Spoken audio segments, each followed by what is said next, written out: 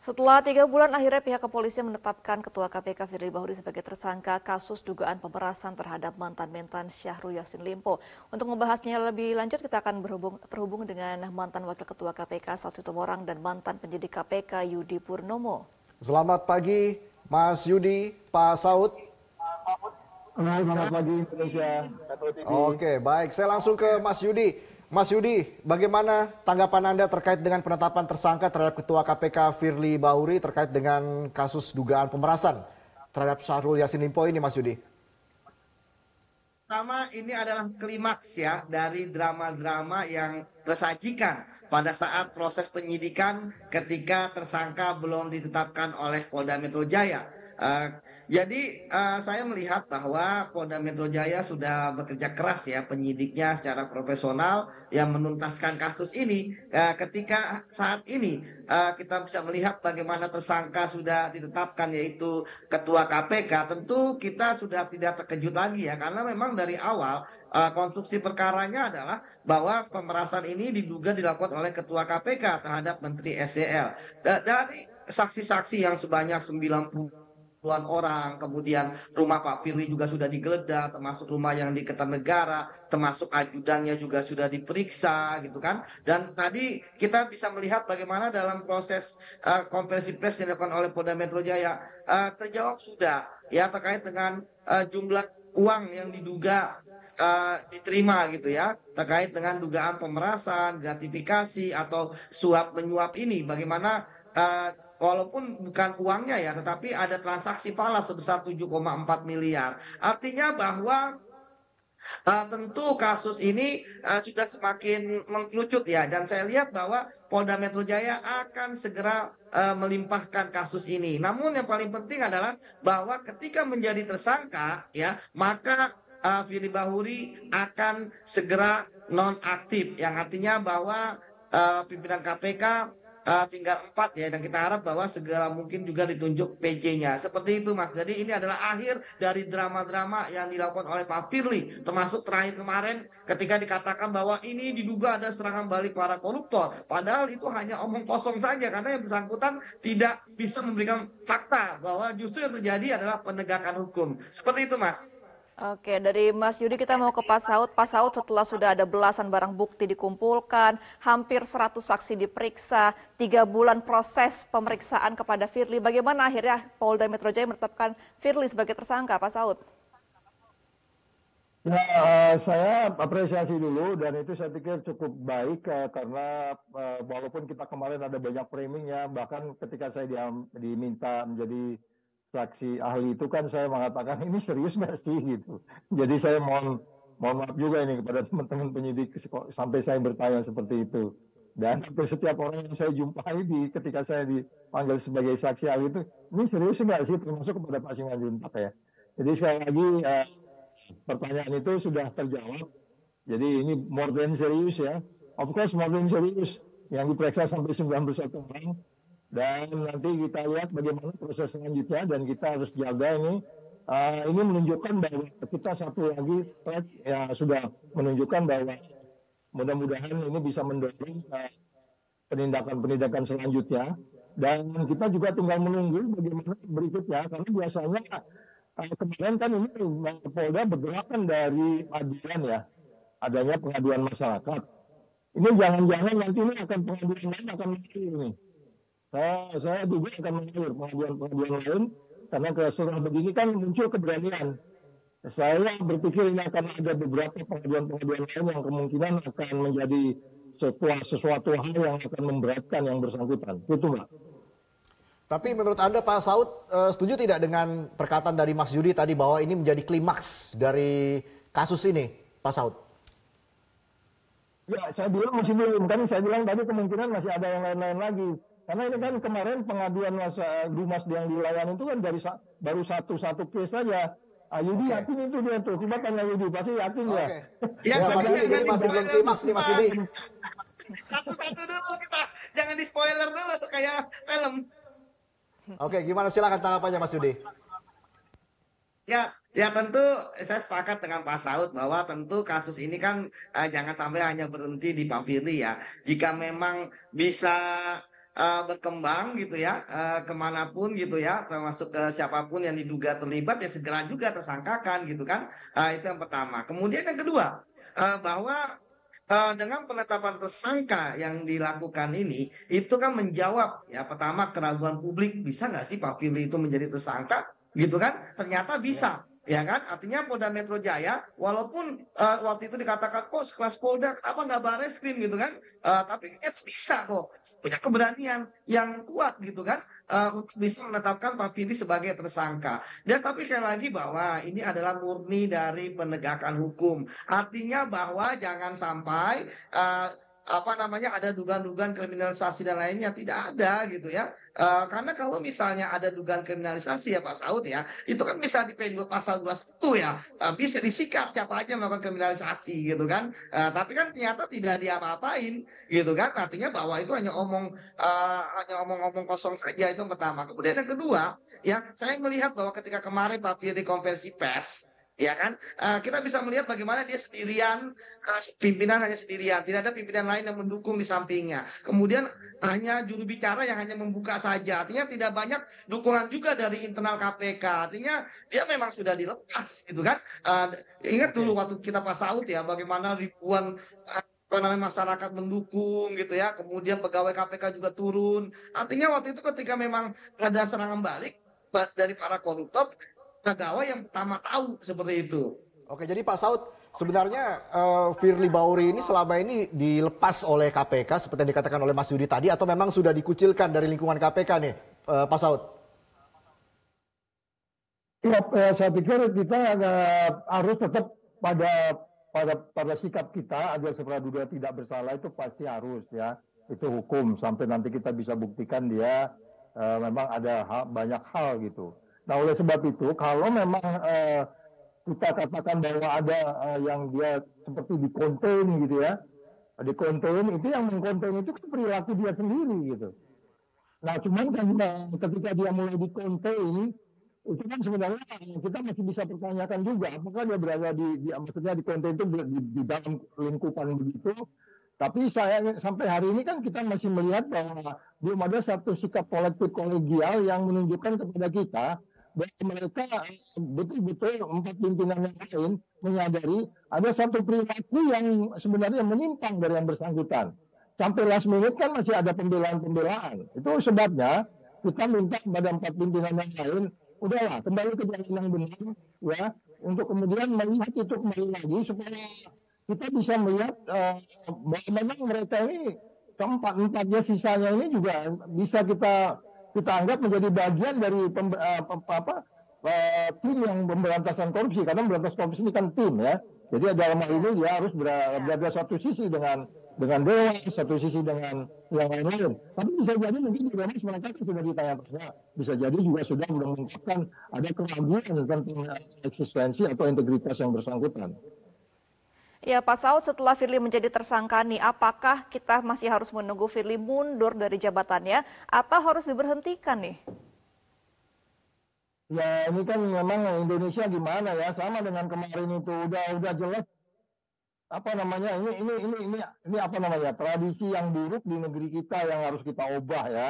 Dan kita lihat kemarin itu di DPR udah tersangka juga masih hadir di DPR, itu kan itu tradisi-tradisi kayak gitu harus kita hindari. Jadinya langsung saja otomatis gitu. Dan saya pikir Dewas ini harusnya sudah memutuskan, kan saya bilang kemarin tuh ketika dia memanggilan bersangkutan kemudian selesai pertemuan jam 10 1 menit itu mereka sudah memutuskan, nggak ada keraguan lagi bahwa yang bersangkutan disanksi seperti apa. Yang kita sebutkan sebagai supervisi kemarin itu kan sudah jelas ini hasilnya. Jadi artinya kalau kita bicara sequence waktu, apa yang kita anggap di depan bahwa memang Dewas harus bersikap lebih jelas untuk kemudian kita bisa melihat kepastian kasus ini lebih lanjut. Dalam hal ini dukungan yang dilakukan oleh KPK secara keseluruhan terhadap Polda Metro Jaya dan Polri kan harus ditunjukkan dengan perilaku mereka. Jangan mereka menjadi kelihatan masih seperti so-and-so biasa-biasa gitu. Mau bicara apa lagi?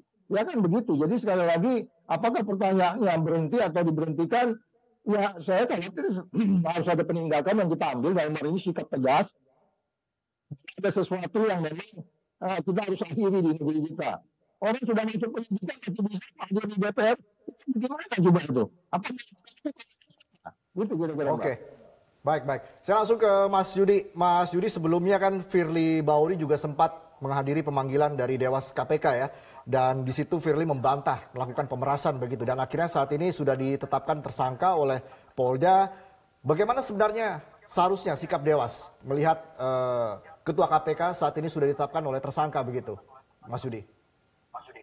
Tentu pertama Dewas harus mengingatkan kepada KPK ya bahwa Pak Firly sudah tersangka sehingga dia harus nonaktif ya untuk sementara. Artinya Pak Firly itu sudah tidak boleh lagi memimpin KPK ya, tidak boleh lagi menangani kasus-kasus, tidak boleh lagi ikut ekspos ya, tidak boleh lagi terlibat dalam kegiatan-kegiatan KPK sehingga dia harus fokus terhadap penyidikan di mana dia menjadi tersangka. Kemudian yang kedua, ya dengan adanya penetapan tersangka ini, maka Dewas seharusnya segera melakukan pemeriksaan etik, segera masuk ke sidang etik, ya, itu menyatakan bahwa yang bersangkutan bersalah. Kenapa? Karena dalam proses penyidikan ini, ya kan itu sudah pidana, artinya sudah dilakukan Ya. serangkaian tindakan penyidik ya, seperti misalnya penggeledahan, pemeriksaan, dan bukti-buktinya tentu lebih kuat, lebih lengkap dibandingkan dengan Dewas yang hanya terkait dengan laporan-laporan etik, yaitu patut atau tidak patut. Sehingga menurut saya, ya sekarang Dewas berani nggak ya mereka untuk bisa memvonis bersalah ya terkait dengan pelanggaran etik, yaitu bertemu dengan pihak yang berperkara gitu. Karena sebenarnya sederhana saja buktinya ketika sudah bertemu ya dengan pihak bermasalah gitu ya, terlibat perkara, kemudian ada fotonya juga, ada buktinya, udah gitu kan, itu aja cukup gitu. Nah apalagi dibuktikan dengan adanya penegakan hukum penyidikan yang menjadi tersangkanya adalah pimpinan KPK, yaitu ketua KPK. Dan sekali lagi kita berharap ya Dewas ya jangan malah menjadi pembela dari Pak Firly gitu ya, dengan mengatakan seperti pengalaman kita ketika kasus dugaan korupsi di ESDM gitu ya, ketika ada dokumen bocor ataupun ketika pemulangan Pak Endar sebagai direktur penyelidikan gitu kan, dikatakan tidak ada pelanggaran etik. Itu kemarin terakhir Oke. Pak Johanis Tanak sudah dibawa ke sidang etik, ternyata tidak terbukti tidak bersalah. Artinya bahwa Dewan ini masih nggak sih mereka memikirkan KPK? Ingat loh, ini titik nadir. Langsung ketua KPK yang menjadi tersangka. Langsung puncaknya seperti itu, Mas. Jadi Anda melihat memang selama ini ada pembelaan-pembelaan begitu yang dilakukan oleh Dewas terhadap Ketua KPK, Mas Yudi? Ya, saya pikir kendalanya adalah bahwa Dewas tentu masih menganggap eh, ketika misalnya dibuktikan bersalah bisa jadi malah memperburuk citra KPK. Justru dengan tegas zero tolerance itu akan membuat kerusakan-kerusakan yang lebih besar tidak terjadi. Ini kan ketika kasus helikopter, ketika kasus Bu Lili dengan wali kota Tanjung Balai gitu kan, ketika tidak diselesaikan dengan bagus, ya akhirnya yang terjadi kerusakan yang terjadi. Dan kita bisa melihat Oke. bahwa ini ketuanya loh. Sebelumnya kita bagaimana melihat pungli di rutan KPK, ya kan, melibatkan puluhan pegawai KPK.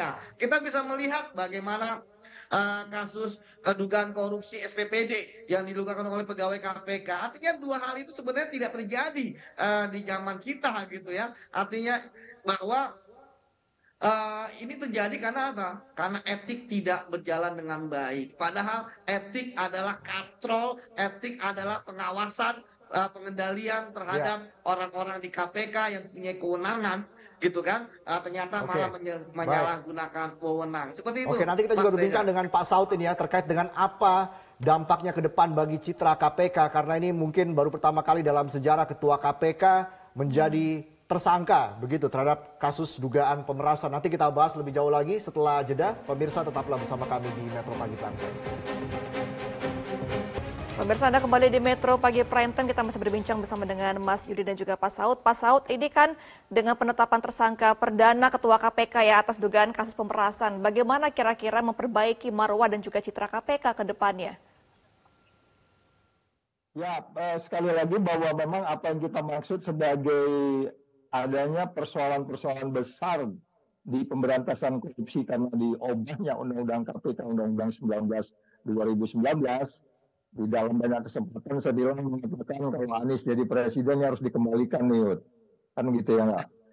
Ya, kan? Ini karena adanya bencana ini kan dari Undang-Undang 19 yang diubah oleh pemerintahan sekarang.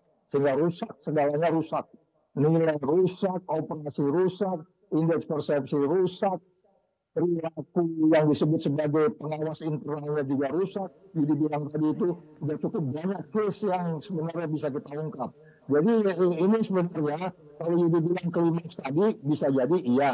Tapi saya menduga ini bukan klimaks ya. Masih ada lagi surat pengadilan masyarakat yang akan muncul yang menurut saya akan ada klimaks-klimaks lain. Persoalannya kembali kepada pertanyaan, bagaimana dunia bisa menilai? Tentu dunia akan menilai apresiasi Polri yang sudah berada pada track jalan yang sebenarnya. Sehingga kita berharap pada periode-periode ke depan, siapapun yang melakukan korupsi di negeri ini, siapapun jabatannya, mulai dari orang paling rendah sampai presiden sekalipun, dia harus mampu dibawa ke depan pengadilan kalau dia melakukan tindak pidana korupsi. Ini suatu sinyal strong bagi kita untuk kemudian ini yang kita sebut sebagai perubahan di negeri ini. Kira-kira gitu, Mbak.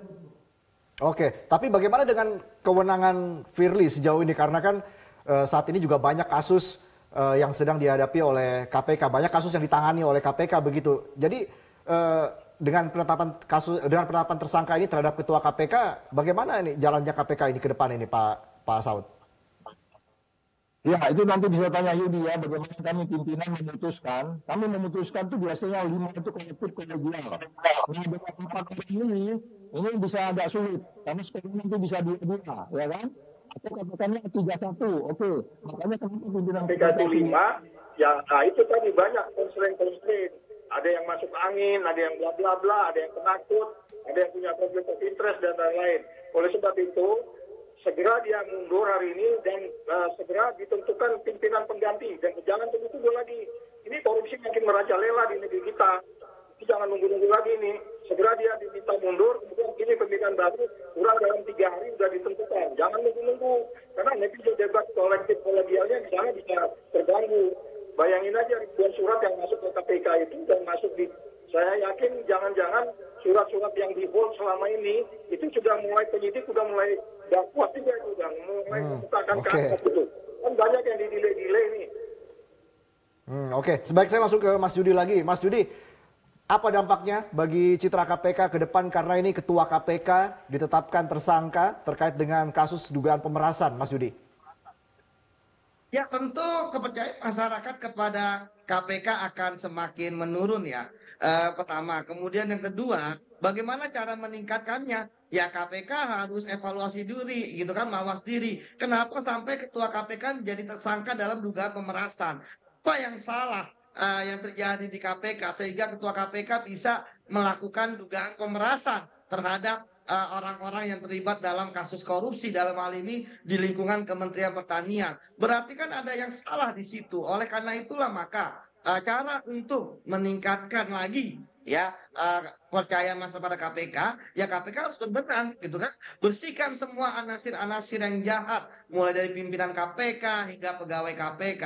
Kalau tidak, ya pasti KPK akan tenggelam. Ingat loh, KPK dulu sangat dipercaya oleh masyarakat. Sekarang ketika misalnya kepalanya menjadi tersangka, ya kita bisa tahu istilah analogi ya bahwa ikan busuk kan dari kepalanya. Jangan sampai apa yang terjadi di KPK ini menjadi presiden yang buruk gitu kan. Karena apa? Kita masih butuh KPK dalam memberantas korupsi. Ketika sekarang misalnya ketua KPK sendiri menjadi tersangka kasus korupsi, tentu ini kan semua di luar nalar kita juga. Bagaimana mungkin? Kenapa nggak bisa gitu kan menahan diri selama 4 tahun atau sekarang 5 tahun ya diperpanjang untuk menahan godaan-godaan seperti itu. Namun kan kita bisa melihat bagaimana ketika orang melakukan suatu perbuatan jahat gitu ya, itu pasti ada perbuatan-perbuatan kecil sebelumnya. Harusnya itulah yang kemudian diberantas oleh Dewas misalnya. Kita tahu ada teori broken window ya, bagaimana supaya jangan sampai suatu kejahatan itu semakin besar dan meluas. Artinya sekarang ini saya tahu bahwa kepercayaan masyarakat pada KPK itu sedang di titik nadir. Namun ya, tadi saya sepakat sama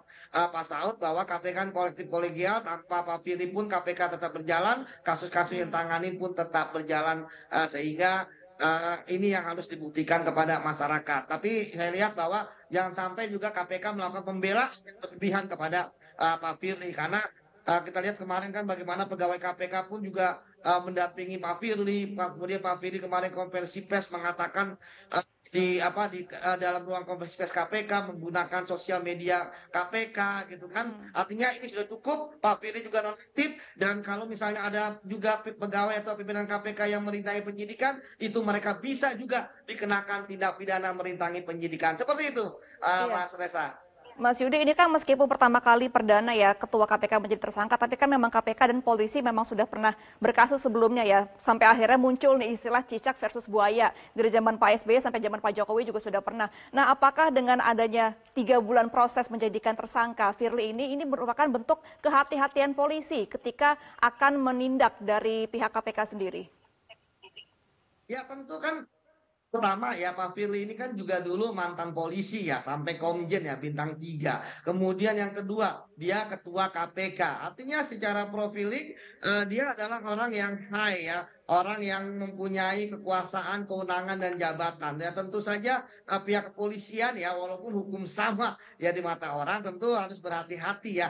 Buktinya pun harus kuat. Jangan sampai ada tuduhan-tuduhan misalnya kriminalisasi dan lain sebagainya. Dan itu terbukti ya Pak. Justru yang kebalik ketika masyarakat sekarang ingin Pak Firly segera tetapin tersangka, tapi Pak Firly sendiri yang mengatakan ada serangan balik pada koruptor. Tapi kita lihat bahwa ya tidak ada pembelaan dari pimpinan KPK. Bagaimana dia sendiri ketika kemarin konversi pers gitu ya, dia tanpa ditemani pimpinan KPK yang lain. Dan kalaupun ada pegawai itu hanya jubir gitu kan, yang mempersilahkan dia untuk berbicara, menemani ketika berbicara dengan wartawan ketika kemarin kompers. Artinya dia memang sudah sendirian gitu kan. Saya pikir justru jangan-jangan pegawai KPK berharap gitu kan Pak Firly juga segera jadi tersangka supaya pegawai KPK juga bisa move on. Kenapa? Karena kan pemberitaan sekarang lebih banyak pemberitaan tentang Pak Firly gitu kan yang diduga melakukan pemerasan dan sekarang sudah jadi tersangka dibandingkan dengan KPK hari ini menangkap siapa. Seperti itu, Mbak.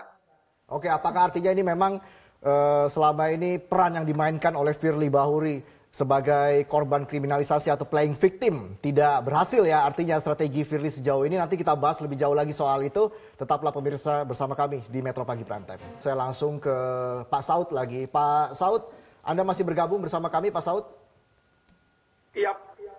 Baik, Pak Saud, selama ini kan kalau kita dengar dari penjelasan Ketua KPK Firly Bahuri kerap menggunakan diksi-diksi seperti kondisi abnormal, butuh jeda, lalu juga merasa asing di Mabes Polri, hingga ada kata-kata serangan balik koruptor begitu.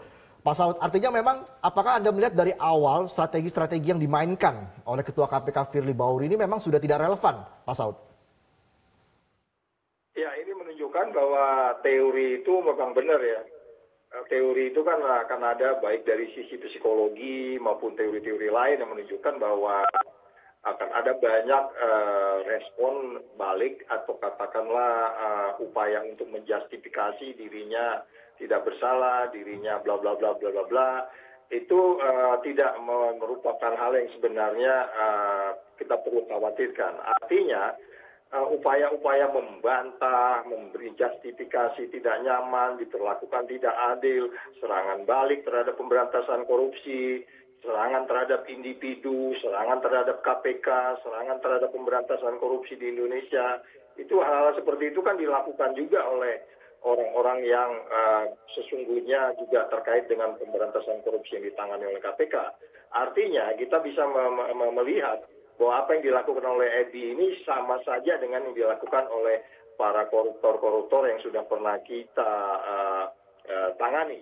Karena memang kenakan itu pasal 12E kecil dan 12B besar, ya itu pasal-pasal yang sering kita gunakan di KPK. Jadi actually he is a part of the problem, dan dia dikenakan pasal-pasal yang sering kita kenakan juga terhadap orang lain. Jadi mau apalagi kalau sudah bicara begitu, apakah itu dikatakan serangan balik?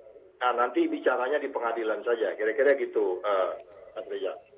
Iya, Pak Saud, jika kita kembali berbicara mengenai istilah tadi cicak versus buaya ya, kalau waktu yang lalu-lalu ini kan memang ketika ada penetapan tersangka oleh polisi ke pihak KPK, kan KPK banyak yang menolak karena ada kriminalisasi dan juga bahkan ada proaktivis yang menolak adanya penetapan tersangka dari pihak KPK. Nah, kalau yang di zamannya Firly ini, tadi kan Pak Saud bilang bahwa sudah beberapa waktu terakhir ini Pak Firly ini kalau berbicara di konferensi pers sendirian, tidak ada temannya, tidak ada wakil ketua KPK lagi yang menemani. Apakah memang di era Firly ini KPK sudah mengetahui ada yang tidak beres dari Firly dan juga tidak solid lagi seperti yang dulu-dulu KPK ini.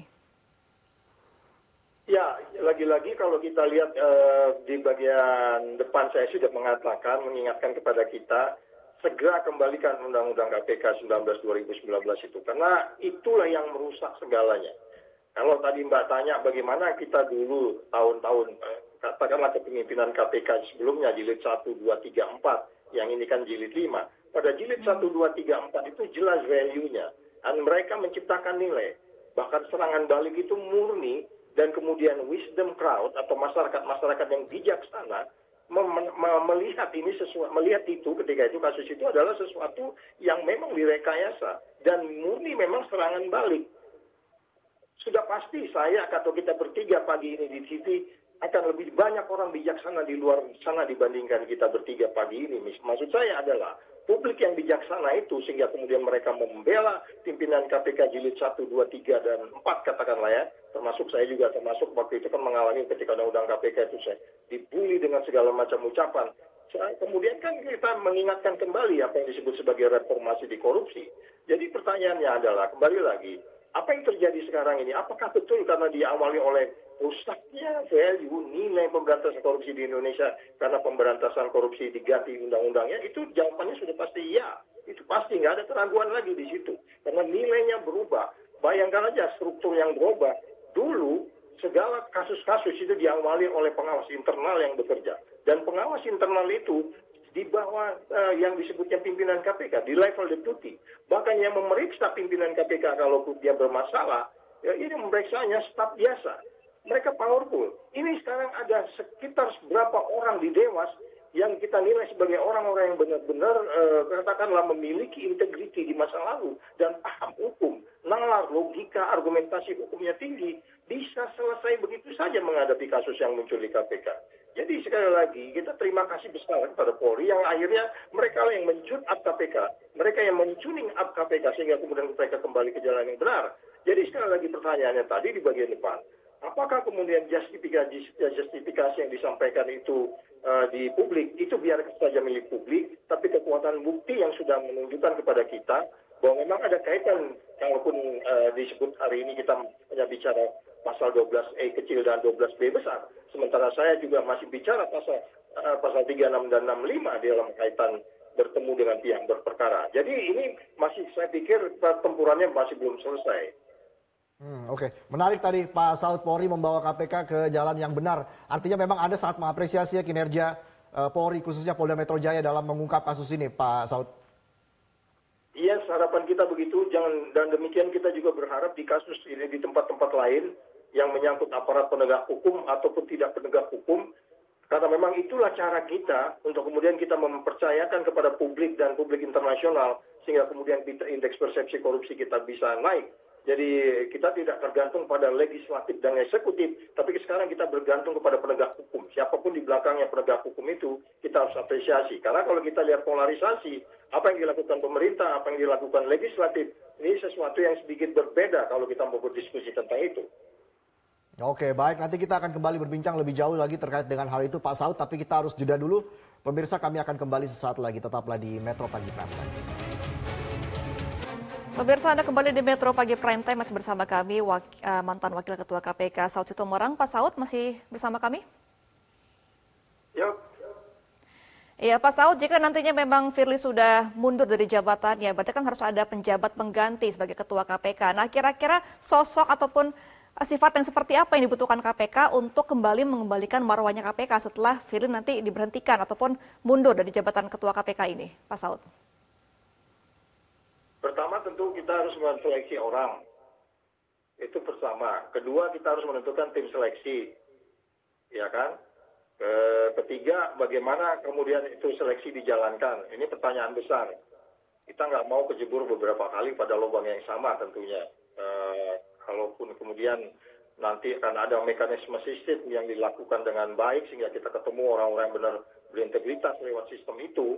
Apakah itu metode yang disebutnya sebagai tim independen dalam kemudian melakukan psikotes sehingga kita benar-benar ketemu orang-orang yang berintegritas secara teoretikal bisa dipertanggungjawabkan maupun secara politik karena bagaimanapun nanti akan ada kaitan dengan kebijakan pemerintah. Tentu kebijakan pemerintah itu kebijakan politik yang kalau basisnya adalah yang kita sebut sebagai integritas, saya pikir tidak akan jadi masalah di sisa waktu pemerintahan sekarang ini. Kalau dengan asumsi mereka diperpanjang sampai Oktober tahun depan, masih ada karya-karya besar yang bisa ditimbulkan oleh pimpinan baru yang akan dihasilkan ini. Untuk kemudian kita berharap bisa mencairkan atau mengembalikan ke jalan yang benar pada pemikiran-pemikiran benar pada 4 pimpinan yang masih di dalam saat ini, karena beberapa diantaranya juga bermasalah walaupun itu didismiss oleh Dewas. Jadi sekali lagi pertanyaannya, ada proses-proses yang sebenarnya bagaimanapun dia harus akuntabel, bagaimanapun dia harus transparan prosesnya, dan pada bagian lain kita juga harus mengatakan harus bebas dari konflik kepentingan, dari kekuatan-kekuatan tidak lepas. Memang nanti akan ada bargaining, tukar menukar dengan posisi-posisi eksekutif di legislatif. Tapi marilah kita sekali lagi untuk mencari orang-orang yang benar-benar di sisa waktu periode pemerintahan sekarang ini bisa melakukan pemberantasan korupsi dengan baik, dengan memilih pemimpinnya yang kemudian bisa menjadi yang kita sebut sebagai leaders pemberantasan korupsi di Indonesia. Nah, itu persoalan tidak gampang, saya pikir, tetapi bisa kita cari. Jangan pakai pembenaran, tidak ada orang manusia seperti dewa. Tidak ada seperti dewa, tapi setengah dewa banyak. Saya artinya bahwa orang-orang yang berintegritas itu banyak. Tinggal kita mau mencari yang benar-benar dengan metode yang benar, dengan panitia yang benar, dengan pemikiran yang benar, dengan panitia yang jujur, dengan seleksi yang jujur dan seterusnya. Itu, Mbak. Oke, baik. Terakhir, Pak Saud, saya minta closing statement dari Anda terkait dengan harapan Anda untuk KPK ke depan. Apa pelajaran yang bisa kita ambil dari kasus ini? Apalagi juga kita melihat beberapa langkah begitu yang dilakukan oleh Ketua KPK Firly Bahuri sebelumnya, bahkan menandatangani surat penahanan begitu ya terhadap Harun Masiku, pencarian terhadap Harun Masiku. Itu kan bisa dibilang sebagai manuver-manuver yang dilakukan oleh seorang Ketua KPK Firly Bahuri untuk setidaknya memperbaiki citranya begitu, Pak Saud. Bagaimana dengan KPK ke depan dengan posisi saat ini Ketua KPK sebagai tersangka, artinya kan terjadi kekosongan ini di posisi Ketua KPK. Apa harapan Anda terhadap KPK ke depan? Ya, jadi sekali lagi kita berharap segera penggantinya ditemukan dengan metode seleksi yang benar. Terus kemudian kita berharap menindaklanjuti beberapa case-case yang muncul. Kita hindari konflik of interest. Siapapun mereka yang memang bisa dibuktikan bahwa memiliki cukup bukti untuk kemudian dilakukan penindakan, itu harus dilakukan. Tetapi saya sedikit hopeless juga kalau posisi 4 yang ada sekarang ini kan tidak menunjukkan adanya satu perilaku yang kemudian itu kolektif kolegialnya, basically mereka berintegritas. Kalau memang mereka katakanlah berintegritas selama ini, tentu suara seorang itu kan bisa di-vote atau katakanlah dilakukan upaya untuk kemudian penegakan secara kolektif kolegial secara baik, tentu akan ada skor yang berbeda, artinya paling tidak 4-1.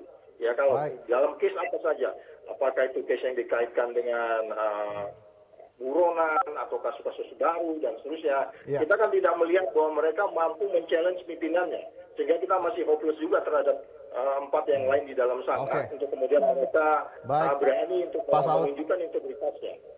Kita harapkan yang terbaik ke depan untuk KPK. Terima kasih Pak Saud Sitomorang sudah bergabung bersama kami di Metro Pagi Prime Time. Salam sehat selalu. Jelajahi cara baru mendapatkan informasi. Download Metro TV Extend sekarang.